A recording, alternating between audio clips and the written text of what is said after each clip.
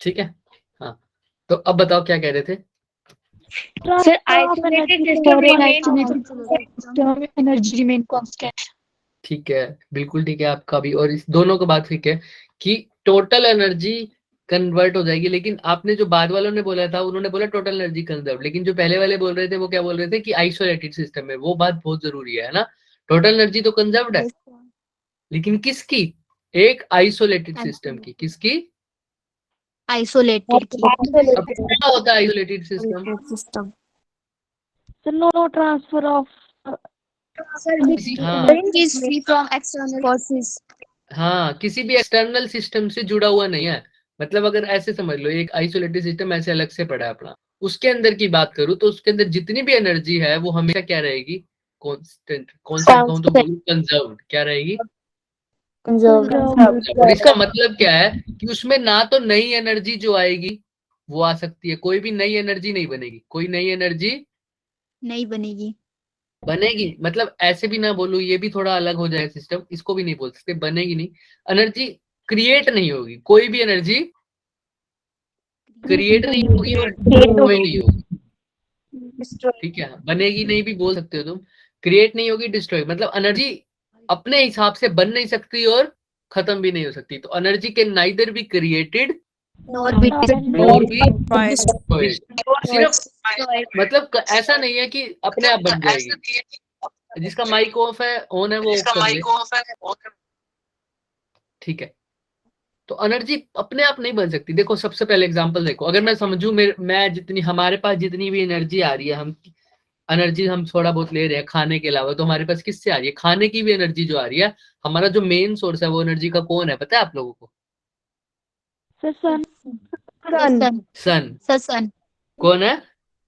सन अब सन से बात करो, इस बात में फटाफट करेंगे हम, एनर्जी को ही एक्सप्लेन करेंगे, बाकी सारी इक्विवेलेंस हम अब समझ जाएंगे फिर। ठीक है, याद रखना इस बात को। तो मैं कह रहा हूं, अब जो मेरे पास एनर्जी आई है, मान लो सन से आ गई, सन से भी अपने आप नहीं आ गई, उसमें भी किसी न किसी चीज से एनर्जी कन्वर्ट होके बदली है। अब मान रहे सन से हमारे पास एनर्जी आ रही है, ठीक है, तो सन से जो एनर्जी आ रही है वो कहाँ यूज हो रही है पहले?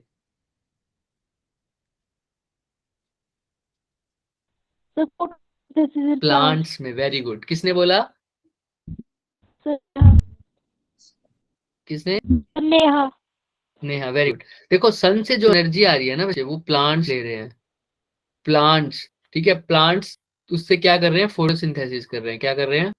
फोटोसिंथेसिस कर रहे हैं। हमने देखा ना फोटोसिंथेसिस के लिए सनलाइट रिक्वायरमेंट है, उससे वो ग्रो हो रहे हैं। प्लांट्स ग्रो हो रहे हैं, तो हम लोग भी तो प्लांट से बनी हुई चीजें खा रहे हैं, प्लांट्स का जो फूड वगैरह खा रहे हैं, राइट? जो एनर्जी है वो हम ले रहे हैं, राइट? ठीक है, समझ में आ रही है? तो देखो एनर्जी सन से आई है, क्या हम हमारी जो एनर्जी है वो अपने आप बन गई? नहीं, वो एनर्जी किससे मिली है हमें? प्लांट से। प्लांट्स में एनर्जी अपने पैदा हो गई, वो सन से मिली है। सन में भी अपने आप पैदा नहीं हुई, सन के अंदर भी रिएक्शंस होती हैं, फ्यूजन रिएक्शन बोलते हैं। क्या बोलते हैं? Fusion reaction. तो आप देखो, इस एनर्जी को तो मैं बोल देता हूँ केमिकल एनर्जी, जो प्लांट्स यूज करते हैं। क्या बोल देता हूँ? सनलाइट एनर्जी बोल देता हूँ, है ना? ऐसा भी बोल, यार एक सेकंड, किसी को दिख भी नहीं रहा हुआ है। क्या बोल देता हूँ? सनलाइट एनर्जी, सनलाइट की वजह से जो एनर्जी आई है, केमिकल एनर्जी भी बोल सकता हूँ। मेरे पास जो एनर्जी आई है वो किस में आई है? फूड की फॉर्म में आई है, राइट? और उसको मैंने भी यूज किया है, किसमें? मैंने काम किया है, जो मेरे पास एनर्जी आई है, जो मैंने काम करूंगा, भागूंगा, दौड़ूंगा, कुछ भी करूंगा, तो वो एनर्जी अपने आप आ गई। वो एनर्जी किससे आई होगी? फूड से. फूड से आई है। और उसको यूज किया मैंने, वो कौन सी एनर्जी होती है? Mechanical energy. कौन सी एनर्जी होती है? देखो आप, ये सारा काम तो सनलाइट वाली एनर्जी तो कर रही है, एक डायरेक्ट से देखो तो वही एनर्जी थी जो केमिकल में बदली, केमिकल एनर्जी में बदली है। वही एनर्जी जो फूड वाली फॉर्म में बदली है, वही एनर्जी किस में बदली है? मैकेनिकल। तो इनके नाम चेंज हो गए, ये एक फॉर्म से दूसरे फॉर्म में कन्वर्ट हो गए, लेकिन क्या अपने आप क्रिएट हुई थी ये? है ना? इसीलिए बोलते हैं कि energy can neither be created nor be destroyed, but can be converted from one form to Another. समझ में आया सबको? Yes, sir. तो किसी एक आइसोलेटेड सिस्टम में तो टोटल एनर्जी होगी वो क्या रहेगी? Conserve. सेम रहेगी, ठीक है, हमेशा क्या रहेगी? Same. ठीक है। अब मैकेनिकल एनर्जी की बात करें तो अब मान लो कोई भी कंजर्वेशन ऑफ एनर्जी में ही बात करो तो कोई भी मान लो रिएक्शन हो रही है, एक बड़ा पार्टिकल दो पार्टिकल में टूट रहा है, ठीक है, तो भी जो एनर्जी निकल रही है, मान लो यहाँ पर जो एनर्जी थी वो वहां पे किस में कन्वर्ट होगी? हीट की फॉर्म में भी तो कन्वर्ट हो सकती है, राइट? Yes, sir.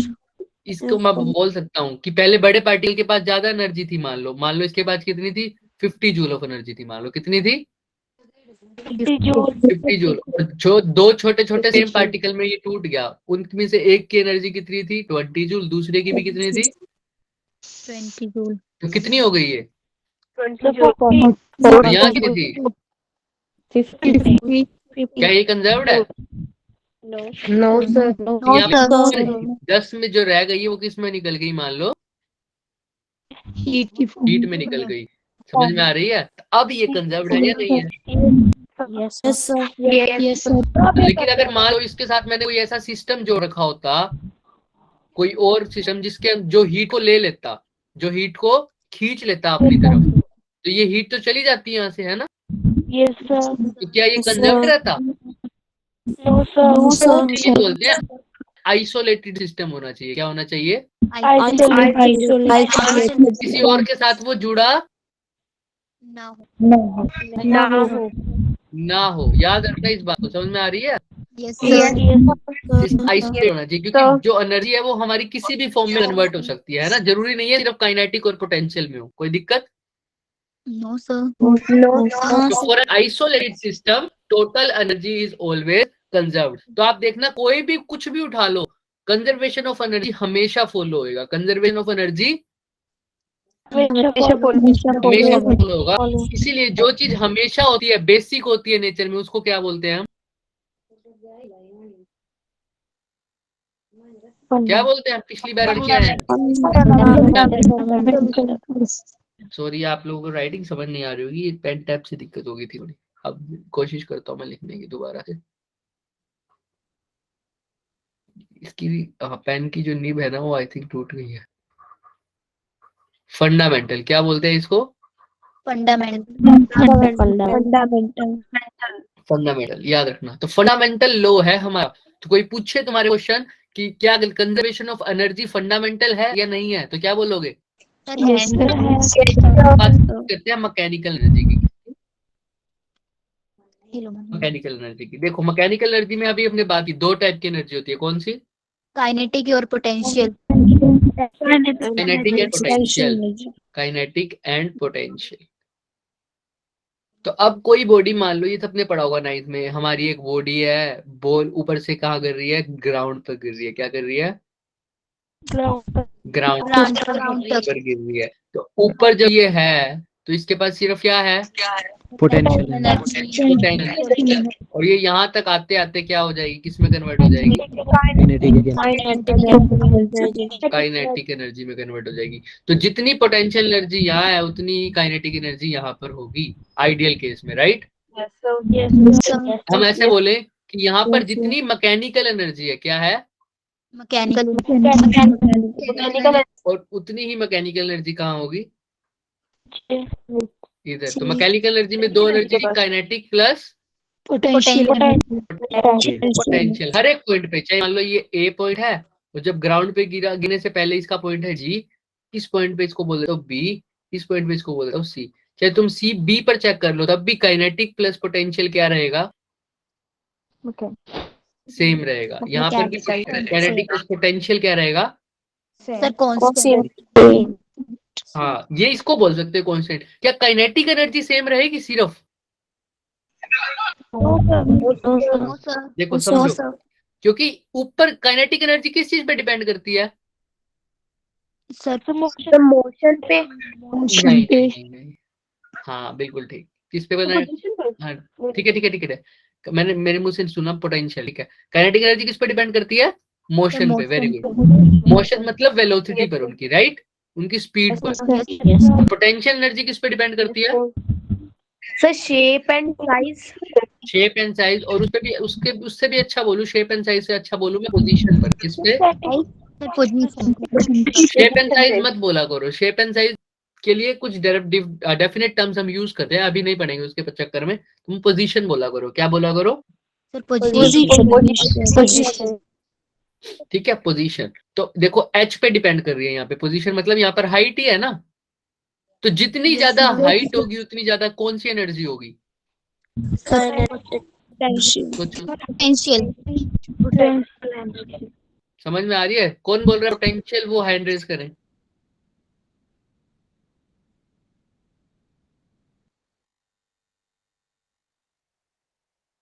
एक सेकंड, मेरा लेफ्ट हो गया फोन से।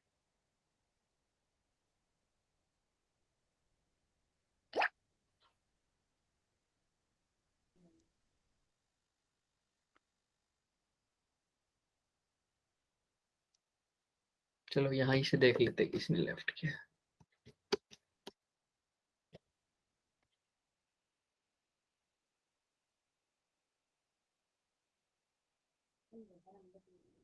हाँ, तो आप में से किसने किया है? मेरे को दिख नहीं रहा। हाँ नेहा, आप बताएं। सर जो पोजीशन है जितनी ज्यादा उतनी एनर्जी ज्यादा होगी। जितना क्या होगा? सर जितनी मतलब जितनी ऊंची उसकी पोजीशन होगी, हाइट वेरी ज्यादा गुड, होगी। Very good. मतलब जितनी ज्यादा हाइट ज्यादा उतनी पोटेंशियल ज्यादा, जितनी हाइट कम उतनी पोटेंशियल कम। और जितना स्पीड में ज्यादा होगी उतनी कितनी कौन सी एनर्जी ज्यादा होगी? Kinetic energy. ये सबको समझ में आता है? Yes sir. हाँ, कोई कुछ पूछ रहा है? No sir. ठीक है, तो आप हैंड ओवर कर सकते हैं आप सब। ठीक है, तो यहाँ पर ये जब मैक्सिमम हाइट पर है अपनी, तो इसके पास मैक्सिमम क्या होगी? Potential energy, right. Yes, sir. धीरे धीरे पोटेंशियल एनर्जी क्या होती जाएगी इसकी? Come. पोटेंशियल एनर्जी तो धीरे धीरे कम होती जाएगी, और काइनेटिक क्या होती जाएगी? इंक्रीज होती जाएगी। लेकिन दोनों को अगर मैं सम करूंगा तो वो क्या रहेगा? Sir constant. सेम रहेगा। समझो, अगर मान लो पहले पोटेंशियल और काइनेटिक का सम था, मान लो 20 था। कितना था? 20. जब सबसे ऊपर थी तो वो मोशन में तो नहीं थी, सिर्फ हाइट पर थी। तो काइनेटिक एनर्जी तो उसकी क्या हो जाएगी उस टाइम? जीरो, क्योंकि मोशन ही नहीं होगा उस टाइम। वेलोसिटी जीरो थी जब ऊपर थी, सबसे ऊपर थी, तो उसकी वेलोसिटी क्या थी? Zero. उस time kinetic zero. Total sum तो ये पोटेंशियल क्या हो जाएगी? 20। तो टोटल कितनी थी? 20। ये मैं दिया है तुमको, ठीक है। पोटेंशियल 20 थी, तो काइनेटिक जीरो थी, तो इनिशियली तो 20 थी। अब जैसे जैसे नीचे जाएंगे, मान लो पोटेंशियल हो गया 20 to 18, तो काइनेटिक कितनी होनी चाहिए अब? 2, क्योंकि तभी ये कितना रहेगा? 20। 20. सबको समझ आ रही है? यस अब नेक्स्ट पोजीशन की बात करो। अब 18 से वो क्या हो गई? मान लो पोटेंशियल तो होगी 15 या 16, तो काइनेटिक कितनी हो जानी चाहिए? 4. Very good. अब मैं वैल्यू लिखूंगा, बताना, बोलना मत, हैंड रेज करना। अब मान लो होगी 14, तो हैंड रेज करो जो बताएगा। आप फटाफट हैंड रेज करो सारे। बस 4 जनों को पता, किसी को नहीं पता? सोचो। लेखराज जी की आईडी से जो है वो ज्वाइन हुए हैं। सर आपने कौन सा क्वेश्चन पूछा? सुनो, मैं नहीं बोला, देखो ध्यान से, तो इसलिए कह रहा हूँ कोई बात नहीं, बताओ मेरे को अगर समझ भी नहीं आ रहा तो, और अगर सुनाई भी नहीं दिया तो भी। मैंने बोला कि अगर सबसे ऊपर इसकी जो पोटेंशियल एनर्जी है वो कितनी है? 20। जो टोटल एनर्जी है वो 20 है, और पोटेंशियल एनर्जी भी इसकी 20 है, क्योंकि ऊपर सबसे ऊपर जो इसकी वेलोसिटी है वो क्या है? 0। सबसे जब ये पोजीशन पे था, इधर था ए पॉइंट पर, तो इसकी जो वेलोसिटी थी वो 0 थी, तो मतलब ये रेस्ट पर था सबसे ऊपर। अभी तो मैंने फेंका ही नहीं, ऊपर है सबसे, तो रेस्ट पोजीशन पे है। तो सिर्फ जो भी एनर्जी होगी वो कौन सी होगी इसके पास? Potential energy. पोटेंशियल एनर्जी, और वो है 20। और टोटल एनर्जी फिर इसकी कितनी हो गई? 20 क्योंकि काइनेटिक 0 थी, तो 20 प्लस 0 कितनी हो गई? 20 अब मैंने कहा जैसे जैसे ये नीचे आएगा इसकी हाइट तो क्या होती जाएगी? कम पोटेंशियल एनर्जी हाइट पर ही तो डिपेंड करती है, जितनी हाइट कम पोटेंशियल एनर्जी ज्यादा ज्यादा देखो पोटेंशियल एनर्जी होती है हमारे पास m g h, तो जितनी ज्यादा h उतनी ज्यादा सर पोटेंशियल पोटेंशियल एनर्जी। तो अब जैसे जैसे हाइट नीचे हो रही है उसकी कम हो रही है, समझ में आ रही है? देखो ये देखो यहाँ दिख रहा होगा, तुम्हें यहाँ दिख रहा होगा, यहाँ पर दिख रहा होगा, यहाँ पे बना देता हूँ। ये टोटल एनर्जी की बात हो रही है हमारी। मैं इसके साइड में ही बता देता हूँ एक, ठीक है? यहाँ पर सपोज करो ये मेरा ग्राउंड है और यहाँ से मेरी बॉटल फेंकी है मैंने, तो यहाँ से यहाँ तक की हाइट है पहले मान लो 10 मीटर। कितनी मीटर? 10 ए पोजीशन पर मैंने बोला इसकी वेलोसिटी तो कितनी है? 0 है। रेस्ट पर थी सबसे ऊपर तो वो, और टोटल एनर्जी कितनी है मान लो 20 जूल। कितनी है? 20 मान लो ये मैंने बोल दिया, ठीक है?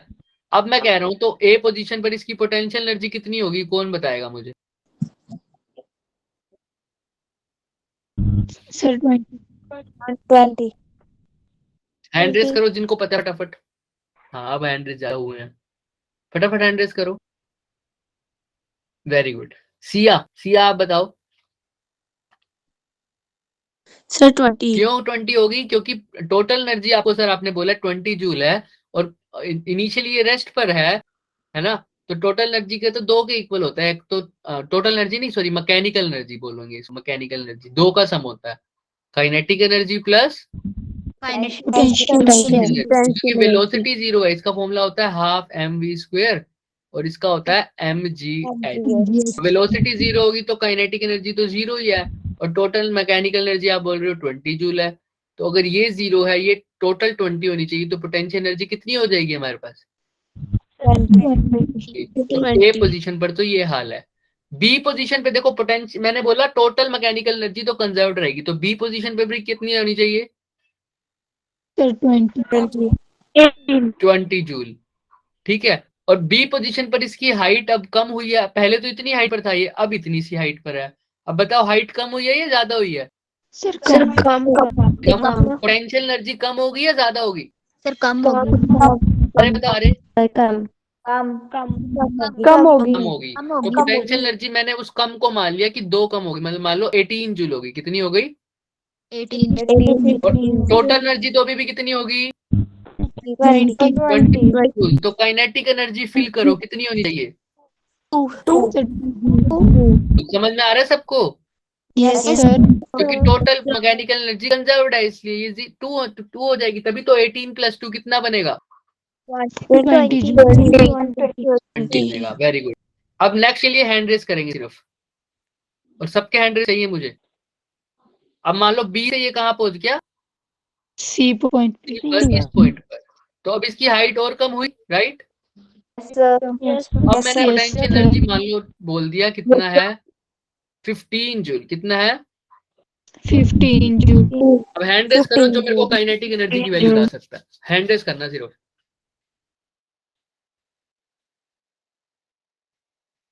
Very good. वंश आप बताएं। Sir 5 joule. Very good. क्यों? क्योंकि टोटल एनर्जी क्योंकि टोटल एनर्जी 20 है। 20 जूल। समझ में आ रही है ये बात? यस सर हाँ, तो मैं इसको एक बार हटा रहा हूँ। तो सबको समझ, जिसको समझ नहीं आया वो हैंड रेस रखें, बाकी सारे हाथ नीचे कर ले।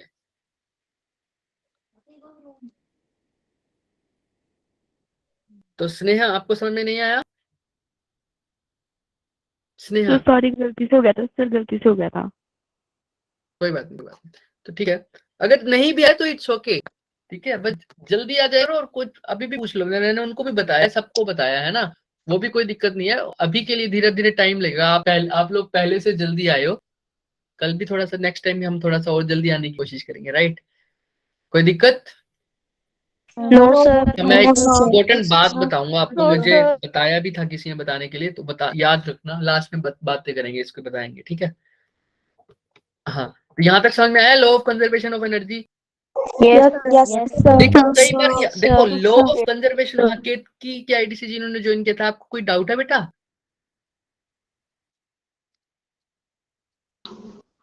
No, sir. कोई डाउट है? No.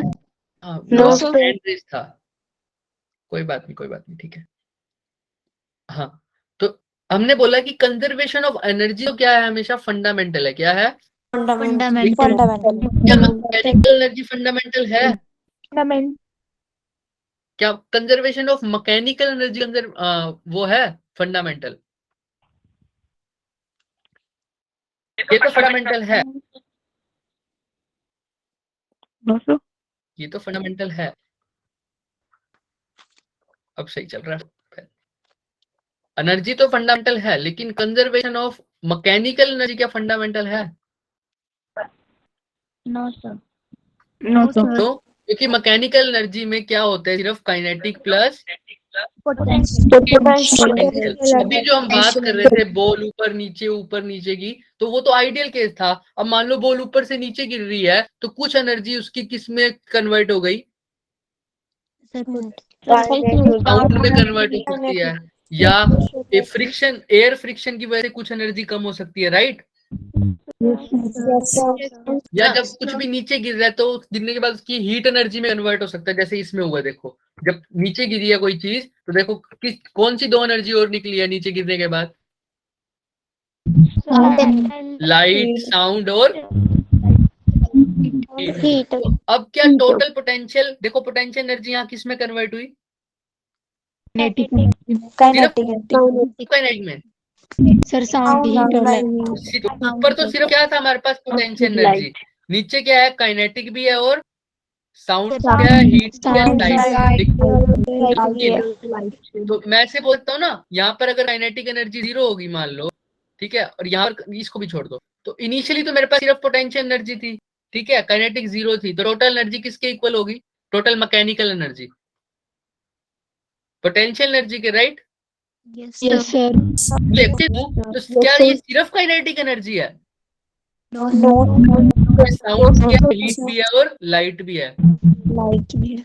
तो क्या अब कंजर्व करना है तो मेरे को ऐसे लिखना पड़ेगा ना, देखो कि ये जो पोटेंशियल एनर्जी है वो किस में कन्वर्ट हुई है? काइनेटिक में Kinetic प्लस energy. साउंड में प्लस हीट में प्लस लाइट में। लेकिन जो मैकेनिकल एनर्जी है वो इन तीनों की कोई बात करती है? No, sir. वो तो किस बात करती है? Potential energy. इस केस में क्या मैकेनिकल एनर्जी कन्वर्ट सेम रहेगी? No, टोटल एनर्जी तो सेम रहेगी, क्यों? क्योंकि जितनी एनर्जी थी वो सारी किसी ना किसी एनर्जी की फॉर्म में बदली है, राइट? sir. Yes, sir. सिर्फ काइनेटिक में तो नहीं बदली ना, काइनेटिक के साथ और भी एनर्जी है, लेकिन मैकेनिकल के अंदर तो मैं सिर्फ दो ही एनर्जी की बात करता हूँ, पोटेंशियल और Kinetic. वो कंजर्व्ड नहीं है। अगर हमारी वो कंजर्व्ड नहीं है तो क्या मैकेनिकल एनर्जी हर केस में कन्वर्ट सेम रहेगा? No, तो sir. याद रखना, मैकेनिकल एनर्जी का कंजर्वेशन फंडामेंटल कन्वर्जन नहीं है, याद रखना इस बात को। फंडामेंटल मतलब जो हमेशा लागू हो, हमेशा, ठीक है, जो बेसिक हो और हमेशा लागू हो, तो ये फंडामेंटल नहीं है याद रखना इस बात को। किसी को कोई डाउट इसमें? चंपा देवी जी के नाम से जिसने ज्वाइन किया, आपका नाम क्या है बच्चे? हेलो, आपका नाम ही है, आप बताओगे मुझे नाम? सॉरी, क्योंकि आपने हैंड रेस किया हुआ इसलिए पूछ रहा हूँ। आपको कोई डाउट है? बताओ, कोई डाउट है क्या? कोई कुछ कह रहा है मुझे?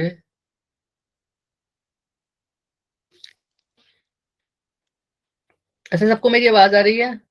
यस ठीक है, ठीक है, ठीक है। तो किसी को भी कोई डाउट है तो पहले वो पूछे मेरे से। नो सर तो तो जब मेरी सारी देखो, मान लो अगर कोई बॉडी ऊपर से नीचे गिरी है तो इसकी जितनी पोटेंशियल एनर्जी थी वो सारी किस में कन्वर्ट हो जानी चाहिए थी? काइनेटिक। अगर ऐसा हो रहा है तो मैकेनिकल एनर्जी कंजर्व्ड होगी। होगी, लेकिन वो पूरी पोटेंशियल एनर्जी गिरने के बाद अगर काइनेटिक में नहीं, काइनेटिक के साथ साथ किस में कन्वर्ट हो रही है? सर हीट लाइट वो कंजर्व्ड, तो मैकेनिकल एनर्जी कंजर्व्ड होगी या नहीं होगी? नहीं नहीं। याद रखना इस बात को, ठीक है? Yes sir. Yes.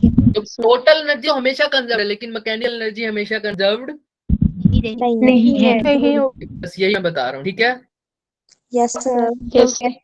हाँ, इस बात को याद रखेंगे हम। और एक सेकंड रुकेंगे बस। हाँ, तो यहाँ तक किसी को doubt? No sir. No sir. तो हमने पहला जो पढ़ा वो पढ़ा conservation of mechanical energy, conservation of energy. अब कंजर्वेशन ऑफ मास भी तुमने पढ़ा होगा, यस सर। Yes sir. उसको क्या बोलते हैं सर बताओ? Mass can be neither be created not be Created, not be destroyed. But it can be converted to one form to another Another. लेकिन ये सबको पता होगा, है ना? मास हम कंजर्व्ड रहता है और क्या नाम है, सेम रहता है, लेकिन क्या ये हमेशा होता है? No sir. No sir. कोई example? So nuclear reaction. Reaction में कंजर्वेशन ऑफ मास वैलिड नहीं होता। किसने बोला ये? रोशी ने। Sir very good. Roshan. देखो क्या है, अब कंजर्वेशन ऑफ मास जो हम पढ़ते थे ना, कंजर्वेशन वो नॉर्मल केमिकल रिएक्शंस में पढ़ते थे। जैसे मान लो सोडियम और क्लोराइड आपस में मिले, है ना? ऐसा कुछ हुआ था ना? Yes sir. Yes sir. तो मान लो अभी मैं बैलेंस नहीं कर रहा इस इक्वेशन को, मान लो NaCl बन गया। क्या बन गया? टोटल मास जो Na का था, जो Cl का था, वही किसका हो गया? NaCl। क्योंकि ये जो मास, ये जो एटम्स होते हैं इनमें, ये मास किस का होता है? प्रोटॉन का, न्यूट्रॉन का, इलेक्ट्रॉन का, यही मास होते हैं ना इनके अंदर। Yes. ये छोटे छोटे मास होते हैं। तो इनको कंजर्व करने में अगर हम मान लो यहाँ पर, अगर मान लो मेरा टोटल मास एक साइड कितना भी हो जाए, वो 10⁻⁻ कुछ होगा शुरू में, तो एक इलेक्ट्रॉन का मास जो गया हूं मैं। अगर सोडियम की बात करें तो हम 23 की बात होती है। यस, इतना ही होता है। क्लोरीन का होता है 35.5, राइट? Yes sir.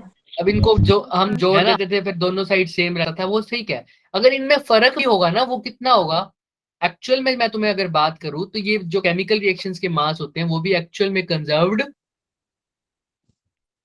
नहीं होते। सारी केमिकल रिएक्शंस के लिए होते, कुछ के होते हैं, कुछ के नहीं होते। अगर उनमें फर्क भी होता है ना, वो बहुत थोड़ा होता है। कितना होता है? बहुत बड़ा। बहुत थोड़ा होता है। क्यों होता है ऐसा? क्योंकि हमारे पास जो कई बार क्या होता है, जो मास होता है वो हमारा किस में कन्वर्ट हो जाता है? सुनो, अब ये बात पढ़ी नहीं होगी। किस में कन्वर्ट हो जाता है?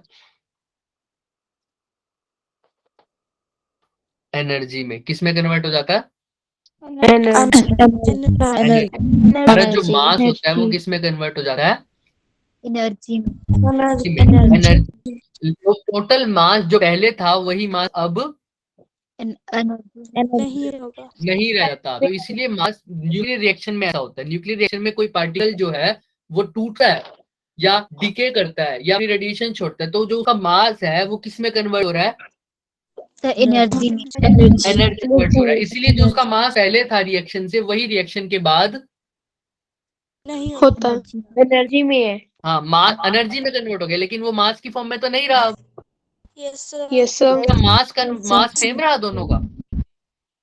No sir. पहले वही अब रहा मास, तो वो वाला मास तो कम हो गया। किसमें बदल गया वो मास? एनर्जी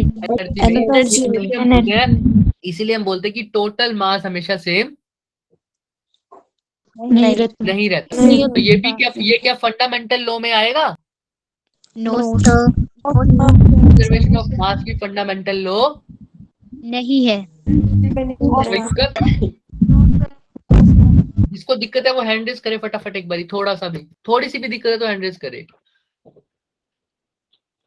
अभी बता देंगे क्योंकि ये तो नया टॉपिक है, अभी बताया मैंने, है ना? अगर डाउट है तो भी पूछ लो। हाँ बोलो, विमल कुमार जी की आईडी से जिसने ज्वाइन किया वो बताएं प्लीज, कुछ कह रहे हैं। सर ठीक है, तो मास, वो बात सही है, तुम केमिकल रिएक्शंस में पढ़ते थे तो याद रखना, अगर केमिकल रिएक्शन में थोड़ा भी डिफरेंस भी हो सकता है रिएक्टेंट्स और प्रोडक्ट्स के मास में, लेकिन अगर वो होगा भी सही तो वो बहुत थोड़ा सा होगा, वो बहुत थोड़ा सा होगा। थोड़ा सा होगा, इतना इतना थोड़ा सा होगा कि हम उनको ज्यादा ध्यान भी नहीं देते, 0.1 का 0.2, क्योंकि उनकी एनर्जी बहुत कम निकलती है। तो जितना जो मास एनर्जी में, अगर एनर्जी ही बहुत कम निकल रही है तो जो मास एनर्जी में कन्वर्ट हो रहा होगा वो बहुत थोड़ा सा मास होगा, है ना। Yes sir. 0.1, 0.2, 0.3, 0.4, इतना तो, इतना हम कैलकुलेट मान के भी नहीं चल रहे, इसीलिए हम बोल देते हैं कि वहां पर मास क्या है हमारा, कंजर्व्ड। समझ में आ रही है, वहां पर मास क्या है। कंजर्व। खुद सोचो आप, खुद सोचो, मैंने अभी बोला मास एनर्जी में, आप किसी भी चीज को, आप केमिस्ट्री में लैब में थोड़ा बहुत एक्सपेरिमेंट करते हो, जब चीजों को मिक्स करते हो ऐसे यस करते हो सर। ना, तो उसके अंदर जब भी थोड़ी बात मिक्स करके छोड़ दो, उस बीकर को हाथ लगा के देखो, वो बीकर थोड़ा सा गर्म नहीं होता। Yes sir. यस अभी घर में भी कुछ भी चीज मिक्स करते रहो बहुत देर तक, तो तुम्हें देखेगा वो बीकर या वो चम्मच थोड़ा सा गर्म हो जाता है, राइट। यस उस गर्म को क्या बोलेंगे, हीट एनर्जी ही तो बोलेंगे। क्या वो हीट एनर्जी पहले थी उसमें। नो और सर। हमने अभी कंजर्वेशन ऑफ एनर्जी में पढ़ा है, क्या एनर्जी दोबारा से अपने आप बन सकती है। No sir. वो कहीं ना कहीं से तो आई होगी ना। वो अब उस बीकर में तो एनर्जी थी नहीं, वो एनर्जी कहाँ से आई होगी। सर ही। हाँ, वो हीट कहाँ से आई होगी, मास से आई।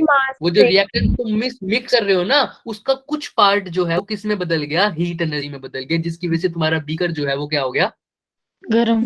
वो थोड़ा सा होता है, क्या तुम्हारा हाथ लगाते ही जल जाता है, इतना गर्म होता है वो।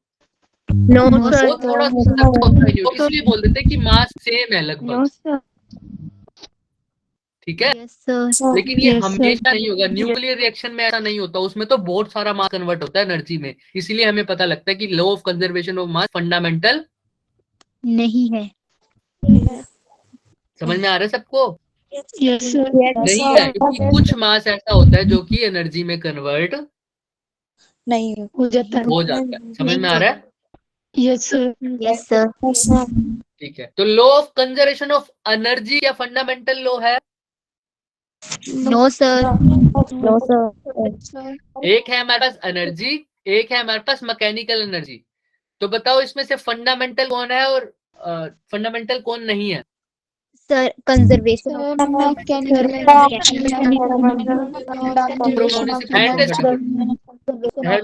फंडामेंटल। बताना एक बार। क्वेश्चन मैं पूछ रहा हूँ बच्चे कि कंजर्वेशन ऑफ मैकेनिकल एनर्जी और सिंपल एनर्जी में से जो फंडामेंटल लॉ है वो कौन सा है।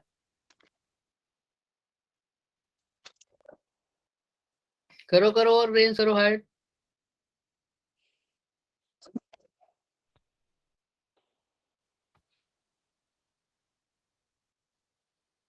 मनीष, मोहिनी शर्मा, आप बताएं। मोहिनी,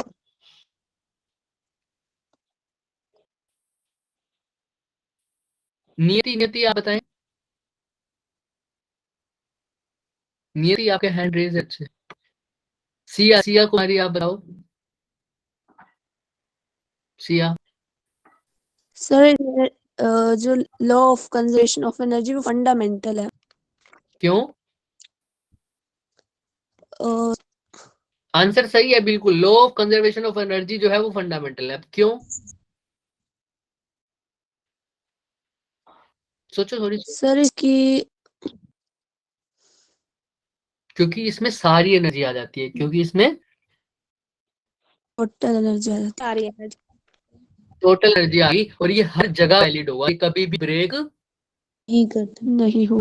नहीं होगा, कभी भी ब्रेक नहीं होगा, क्योंकि कभी कुछ भी रिएक्शन लो, कोई चाहे कुछ भी हो, कोई चीज किसी में भी कन्वर्ट हो, तो एनर्जी जो भी है, कोई एनर्जी दूसरी एनर्जी में ही कन्वर्ट हो रही होगी, कभी एनर्जी अपने आप नहीं बन जाती। हमने भी एग्जांपल पढ़ा, राइट। Yes sir. हाँ, यस सर। तो एनर्जी जो है, कंजर्वेशन ऑफ एनर्जी, वो हर जगह वैलिड है। जो चीज हर जगह वैलिड हो, जो हर जगह सेम हो, है ना। बोलता हूँ नियति, बोलता हूँ क्वेश्चन। तो जो हर जगह सेम हो, जो लो हर जगह सेम हो, उसको क्या बोलते हैं, फंडामेंटल Fundamental. लो। तो मैंने नीति के क्वेश्चन दिया था कि कंजर्वेशन ऑफ मैकेनिकल एनर्जी और कंजर्वेशन ऑफ एनर्जी में से फंडामेंटल कौन है। ठीक है, बिल्कुल ठीक है। अच्छा, Yes, sir. अभी केतकी ने हैंड रेज किया। केतकी बताएं कि मैकेनिकल एनर्जी क्या कंजर्व्ड है या नहीं, मतलब हमेशा कंजर्व्ड रहेगा या नहीं। No, sir. क्यों नहीं रहेगा। क्योंकि इसमें kinetic energy plus potential energy है, बाकी कोई और नहीं है। हाँ, क्योंकि इसमें सिर्फ काइनेटिक और पोटेंशियल की बात है। ऐसा भी तो हो सकता है अगर मेरी कोई चीज नीचे गिर रही है, उसकी पोटेंशियल एनर्जी सिर्फ काइनेटिक एनर्जी में कंजर्व ना हो और उसकी जगह और भी बहुत चीजें हो जाए, जैसे कि हीट, लाइट और साउंड। Heat light. तो उस केस में टोटल एनर्जी तो अभी भी सेम रहेगी, लेकिन मैकेनिकल एनर्जी सेम नहीं रही। नहीं रहेगी। इसलिए कंजर्वेशन ऑफ एनर्जी तो फंडामेंटल है, लेकिन मैकेनिकल एनर्जी फंडामेंटल नहीं। और ऐसे ही मास भी मेरा फंडामेंटल है या नहीं है, कंजर्वेशन ऑफ मास। सर नहीं है। समझ में आ गई। Yes, sir. ग्रेट। तो हमारे पास बाकी दो, एक कंजर्वेशन ऑफ मोमेंटम होता है, उसके बारे में हम नेक्स्ट क्लास में बात करेंगे, और नेक्स्ट क्लास में हम नया चैप्टर भी स्टार्ट कर देंगे। ठीक है, Yes, sir. तो ये तो अब तुम्हारा 10 मिनट का टॉपिक रह गया और हो गया पूरा। Yes sir. 2 ही लोग रह गए, हम इसको अच्छे से पढ़ेंगे। और ठीक है, हाँ, अभी तक किसी को कोई डाउट है तो बताओ फटाफट। No, sir. हाँ, बोलो, कौन बोल रहा है। नीति, क्या बोल रहे हो। Sir notes. हाँ, नोट्स अब तो हो गया, मैं भेज दूंगा। बाकी के जो रह गए होंगे अब कंबाइन करके आज भेज दूंगा मैं। ठीक है सर कल फिजिक्स का टेस्ट होगा। नहीं, कल के केमिस्ट्री का है सिर्फ आपका। Okay sir. ठीक है सर आपने कुछ बताना था। हाँ, देख, बताना तो क्या था एक्चुअली में, क्या हो रहा है कि आप लोगों ने देखा होगा कि अभी जेई का टेस्ट का डेट आ चुका है, राइट।